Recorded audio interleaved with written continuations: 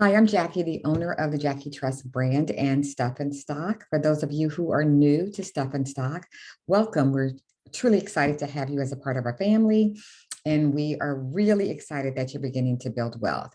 What I'm going to do today is take you through what we call a meetup. We often do this on a one-on-one and it's interactive, but for those who cannot sign up for a one-on-one meetup, here's a way for you to get a 20-25 minute overview of Stuff and Stock. So we hope you enjoy it. Please watch it with the recipient and others who are interested in Stuff and Stock. We suggest that you take notes because our goal is to make sure that you don't forget and that you're excited about building wealth. I do want to let you know at the beginning that I'm going to scaffold this presentation. What that means is I'm going to start with children, early elementary, and as we move into water stock indicators, which is my last bullet point, we're really talking more to high school students, college students, and millennials. However, please stick with this because I'm hoping you'll learn a lot. The idea of Stuff and Stock is to be able to begin to build financial literacy skills. And as we understand, financial literacy is understanding how money works in the world. What we want to do is make sure that our money is super strong. And for your money to be strong, you need to develop strong personal finance skills. The finance skills that we're going to suggest that you think about and talk about all the time over dinner, when you're riding in the car, when you're ready to spend some money, are spend, which is buying something, save, which is to keep something. So there's kind of a rule of thumb. It's not perfect, but it's a good example of how should you save or invest your money. If your baby receives money, we suggest that you save 100% of that. A baby doesn't need to buy anything. If you're a kid, save 80% of that and spend 20. If they want an extra ice cream cone or they want to go get a frappuccino, you have money, let's spend a little bit of that. They should save about 80% because they don't have any responsibilities. For a teen, we suggest they save about 80% of any money they receive for birthday, Christmas, part-time jobs. And that's what we're talking about when we say they get money. And a teenager's items are generally more expensive than a baby. So a pair of sneakers may cost you a little bit of money, but they should be spending some of the money they have.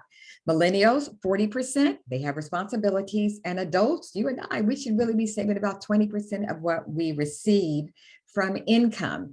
50% should go to household, 30% discretionary. That's 20% that you should be saving and investing every time you receive money.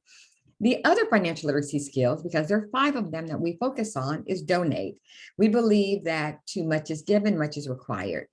As we enter into new seasons, spring into summer in the fall, it's a great time to have your child clean out their bookshelves and games and clothes that can't fit anymore, and to donate those after they clean them up and box them really nice to a worthy cause. You can also donate your time and your talents. If you're really good at math or Spanish and you know someone who needs some help in those areas, spend some of your time to help them how to play football or soccer or whatever it is. Donating doesn't have to just be money, but we do always talk about that. Earning is to receive something for work that you do. As adults, we work, whether we own our own businesses or we work for someone else. Children can earn money as well. Maybe it's time to clean out the garage and you want to pay them to do some extra chores. I don't believe a child should get paid to make their bed, but that's my opinion. It's your choice on how you pay your children for what they do. What we're going to spend our time on for the next few minutes is investing. Investing is putting money out in order to earn more money. Now, we talked about money as finance, so I just want to remind you that I use the 2 words interchangeably. We want our children to know financial literacy words, so they should know the word finance as well as understand that that means money. So we want to make sure that our money is super strong. Those financial literacy skills that I discussed, if you talk about those, if you embrace those, if you think about those, it's a better chance for your money to go strong. When you talk about investing, you allow a company to use your money, a publicly traded company, because when that company makes money, hopefully not if, but when, then you can also make money as well. Your money does all the work. You decide on what companies you believe are going to make you money, and those are the ones that you want to invest in. Those are the ones that you want to own. For children, our goal is to connect their interests. So let's look at companies that they have an interest in. When that company makes money, that's when you can make money as well. So I talked about the 5 financial literacy skills. Pause your YouTube video for a minute and see if you remember them. They are save, invest, donate, earn, spend. I changed the order around because it's super easy to remember if you just got the acronym sides. Do you want to save more money? Do you want to invest more money? Do you need to donate your time or talents? You need to earn more money before you spend money. Notice I have save at the top and spend at the bottom. So as you're having dinner tonight with your children, go over the 5 financial literacy skills and remember to teach them that the acronym is sides. The next time you're in a store, I won't be specific, and you see all the stuff at the checkout stand and they're like, I want that gum, I want that blah, blah, blah. Instead say, which of those financial literacy skills should we practice? Now, for those of you who are new to Stuff and Stock, an adult came to us or went on our website and they told us your age and their interest, and they chose a stock or a type of company that you want to own. You have a gift. Congratulations. You received a stock document. You received a financial literacy book. Now, over time, you're going to lose interest in that book. You may outgrow it. You may put it in a donate pile, but the money that was invested in your stock portfolio can continue to grow. And that's how you grow wealth over time.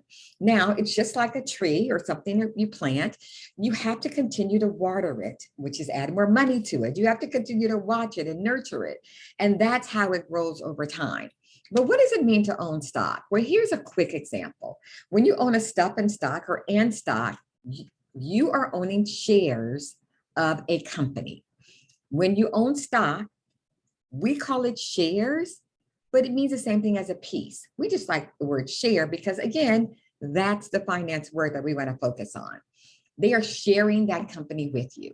Your company uses your money to make more money. So assume, I'm going to use my mouse, that this puzzle is a business. You want to own pieces of that business. The way you do that is by deciding what company you want to own and begin to buy pieces. We help young people get started as stock owners because we are a learn and earn company. But why would a company let you own pieces or shares? And that's because that company needs your money to grow and to make more money. They don't necessarily want to go to a bank and borrow money because they have to pay interest. So if they let Jackie or you own pieces of their publicly traded company, then they can use your money to do new things. Maybe they want to create a new idea. Or maybe they want to do some commercials, maybe if it's a sports company and they want to do a commercial during the Super Bowl, those are super expensive. So you as a share owner, owning shares of that company, they can use your money to do that. Maybe they want to open a new store, new stuff. Maybe they want to hire you, your friends, your family to work for them. All of that requires money. So you're saying, I think you're going to use my money wisely and you're going to make me more money. And that's why you want to own a piece of that company. You don't want to just own one piece. You want to own several pieces. So you want to continue to add once you own stock so you can grow and own more pieces of that company. Now, some of you started off with a slice or portion of a company. You didn't get a whole piece to get started. Well, this is a great time to continue to add to that. Whether you add 10 or 20 or 50 or 100 or $1,000, whatever you can afford to add because you don't need that money immediately, that's how you grow more shares over time. And that's what we want to do. Now, there are lots of ways you can look up stock. But what we want to do is we want to teach you right now. And if you're 7 years old or older, you can do this. We want to teach you how to look up your stock shares and want you to know how your company is doing. I have some examples here of how you can do that, but there are many ways you can choose from. So I'm going to go to Google Finance just because I think Google Finance is pretty simple. I'm going to move that screen over here. I typed in googlefinance.com and I'm going to type in a word, Tesla. When I type in Tesla, I want Tesla US. When I type in Tesla US, it's going to tell me what it costs to own a puzzle piece or a share of that company. To own a share or a piece of Tesla right now, today, on this date, is $870.43. If we let this stand here long enough, you're going to see that changing because people are buying and people are selling it all the time. From yesterday to today, Tesla went up $60.56. Wow, that's awesome. You didn't go work at Tesla and you made $60.56 for every share you own. That's the general idea of how to know what the value is of your company. Now, for older young people, we want you to read the news about it because it's important to keep up with it. We also think it's important to look at the 52-week high, excuse me. 52 weeks makes a year. So someone bought it as low as $539 and some change. Somebody bought it as much as $1,247. Well, it's dropped about $400, but don't fret. As you can see from my graph, it goes up and down and up and down. This is just the nature of the stock market. It goes up and down. So long-term investors like children continue to add to it. Over time, your hope is that you bought companies where it's going to continue to go up. The things I want you to learn from here is I want you to be able to know what it costs to buy a share. It's kind of cool, to see how much it went up for that day or that time period. I changed it from the day. You also want to know the 52-week high and low. And last but not least, I always want to know my stock symbol. So it's TSLA. Now, I could type in Tesla or I could just type in TSLA if I wanted to. If I wanted to see another one, instead of typing in Microsoft, I'm going to type in the stock symbol for Microsoft. I'm going to look at US. And now I can see what it would cost to buy a share or a piece of Microsoft if the price went up and down, green if it's up, red if it went down, the high and low for the year, and I can see the stock symbol as MSFT. Now that was a really short version of how to read a stock page on Google. They're all pretty similar. Also, again, I recommend that you read the news about your company. You want to know who's running the company, what products you're buying, what's going on in your company, and all that can happen right there if you so choose to read that news. I do have a sample here that I'm gonna go through really quickly. If I had Target, this was back in August 19th, 2015. I happened to take a snapshot and I kept it. Back then, owning a share of Target was $80.89. What has happened since then with our stock symbol of TGT is that I looked at stocks, I looked at the price of of Target last Friday. Now it's $199.22. These again are dates in the past when you're watching this. So what you've noticed here is that it's gone up from $80 to $199. That means for every share you own, if you subtract 80 from 199, that means you made $118.33 for every share you own. Now, there's nothing wrong with working for Target. I used to work for Target Corporation, but I didn't work for Target and I made $118 on my investment from 7 years ago. If I were so fortunate and could have bought 10 shares, I would have made a profit of $1,183 and maybe even more than that because there are other circumstances that I won't get into now, like dividends. If I were able to buy 100 shares back then, I would have made $11,830. Again, maybe even more than that if I would have let it sit in there. Because what we're talking about now are long-term investors. Now, people like take it out and put it in, but you put it in there and you keep adding to it. And over time, you can make a lot of money if you choose the right stocks. So what we just did in a matter of about 12 minutes is we looked at the cost. You know how to look at the cost now. How's my stock performing? Is it up or down for the year? Is it up and down for the day? You were able to look at the news about your company, what's happening in your company. And what we really didn't get into, but it's a great opportunity for you to just look at other companies you have an interest in. If you're a child in the back of the car and mom, dad, or grandma are driving the car and you see a company you have an interest in, ask to borrow their phone or pull out your own smartphone and look up that stock and see, I may want to own that. Now, for older young people, you want to ask the questions, how do you make money owning stock? There's several ways, but I'm going to briefly touch on 4. One is you can own more shares. So keep buying shares by adding to it. You don't have to buy a whole share every time. You can buy a portion of a share, and then it turns into a full share when you add money the next time. Also, if the price of your stock goes up, remember how Target went from 80-something dollars to 199? Every share you have, now your values are even higher. Another way is dividends. We really won't have a lot of time to talk about this, but think of the word divide. What happens at the end of a quarter or a year or whatever they choose to do, some companies, not all companies, they pay dividends. When the company makes money, after they paid all their debt, that's called profit. So what they do with that profit is they divide it up and they give share owners so much. Maybe it's 30 cents, maybe it's $3, maybe it's $30. I don't know, but you get paid for every share. Dividends are kind of the reward you receive for being a long-term investor, and your company begins to make money for you. So those are some of the ways that you can make a lot of money. There's also the ability to make money through compound interest. Now, we're not going to talk about compound interest right now because it takes longer than we have time for. But Google compound interest on YouTube or just through Google, and you'll learn about it, and we can talk about it more later. Also for millennials, I get this question a lot. Should I invest or should I trade? I get it from adults as well, but mostly millennials. Investing and trading is your choice. My suggestion is if you're going to trade, for every $50 you trade, put $50 into your long-term investment portfolio. That way you are building wealth over time. Trading is investing is a long period of time. It's building wealth over time by buying and holding on to the stocks in your portfolio. And your portfolio is the group of stocks that you own.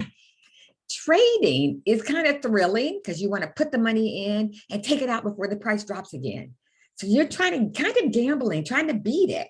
Some people can do it, not most people. So if you are going to trade a little bit, invest a lot so you have a long-term plan. So when you become my age, you have a second stream of income or other things you can do with your money that can make your life easier. For those of you with a smartphone, if you have an iPhone, you have an app that says stock. You can just find it and type in stock. If you don't have a stock app, if you're young, ask permission to download one. If you have the permission, then download a stock app that you like. It's a way to keep up with stocks when you're walking around. So the next time you think about getting on YouTube or going on Instagram, before you do that, take 2 minutes and look up your stock. Make that a habit, maybe not every day, but just regularly enough so you know what's going on with your stock, as well as other companies you have an interest in. I wrote Uber, and I had a chance to look at Uber. Notice it goes up and down. That's why I don't want you to get concerned. If you want to, you can add to your app so that it automatically has saved Uber and you don't have to type it in every time. You can also look to see how are stocks doing across the US overall. There are 3 indicators I'm going to talk about. There are more than this, but these are the 3 that I think we hear the most on the evening news: the Dow Jones, the NASDAQ, and the S&P 500. The Dow Jones really talk about 30 different companies. These are the big players of stock of publicly traded companies. NASDAQ. Hear that part? It's like technology companies. Now, this is not pure. There's some other things in there, but for the most part, they're technology companies. And then the S&P 500, you got it, 500 large companies that are traded on the NASDAQ and the New York Stock Exchange. So if you hear or happen to be walking by the television and they're talking about market indicators, you now know Dow 30, NASDAQ technology, S&P 500, 500 large companies. So those are all ways to know what's happening beyond your stock, but to know what's happening in the marketplace. If you are trying to build wealth, and we know you are, another thing you can do is you can add to your investment. If it's okay with your family members, adults in your family, or the gift giver, and they say, what do you want for your birthday? If it's okay with them, you can say, I'd love you to add to my stock portfolio. They can add a small amount, and there are ways in your portfolio binder that they can do that, or they can go to our website and we can do it as a gift for you and send it to you. Those are your choices. But think about having someone add to your stock portfolio. Another way you can add to your stock portfolio is tell people about us. If you have some referrals, we will thank you for referrals by adding money to your account. If you, for some chance or some reason, cannot get into your account, contact us, set up a very short meeting, 5 or 10 minutes, and we can help you log back in. We use many what we call transfer agents to help you get started. And that's how we helped you get started at the beginning. And if you're logged out, you can't add to it. So make sure you can get into it, whether you set up a recurring payment. I still have recurring payments into my stock portfolios. Or if you want to add to it at birthday or Christmas, there's lots of options you have to make sure that you're adding to it. I want to thank you so much for taking the time to meet with me today or to watch this. You learned financial literacy skills. Remember, the acronym is SIDE. You learned how to look up your stock. You learned there's several ways that you can make money by adding to your portfolio, by sending us new clients and we add to your portfolio, by asking those that you can ask.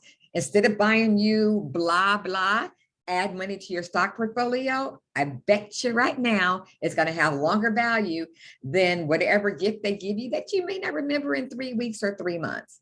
If you have any questions, please contact me. And thank you so much for this opportunity to share with you Stuff and Stock. And congratulations on becoming a future millionaire.